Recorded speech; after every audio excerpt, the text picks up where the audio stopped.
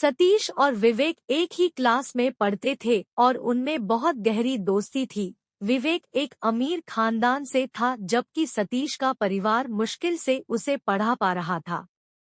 विवेक को सतीश की सब बातें और आदतें अच्छी लगती थी, लेकिन एक बात से वो नाराज रहता था।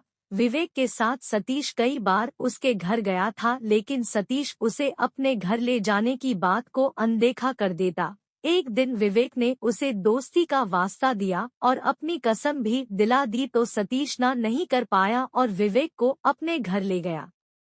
सतीश का छोटा सा घर शहर के बाहर खेतों में था, जहां उसके पिता दिन रात मेहनत कर सब्जियां उगाते थे और उन सब्जियों को मंडी में बेचकर घर चलाते थे। सतीश को शर्म सी महसूस हो रही थी कि इतने आलीशान मकान में रहने वाला विवेक उसके बारे में क्या सोचेगा।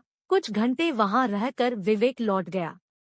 अगले दिन जब दोनों मिले तो विवेक कुछ चुप था। सतीश समझ गया कि शायद विवेक उसका घर और हैसियत देख अब मुझसे दोस्ती रखना नहीं चाहता। सतीश भी बहुत मायूस हो गया कि अब हमारी दोस्ती खत्म ही समझो।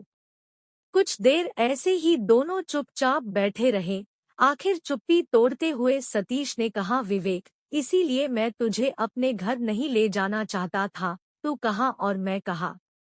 कहकर सतीश उठकर चल पड़ा तो विवेक ने पीछे से आवाज दी, सतीश, तू सही बोला भाई, तू कहाँ और मैं कहाँ, कुछ मेल ही नहीं खाता।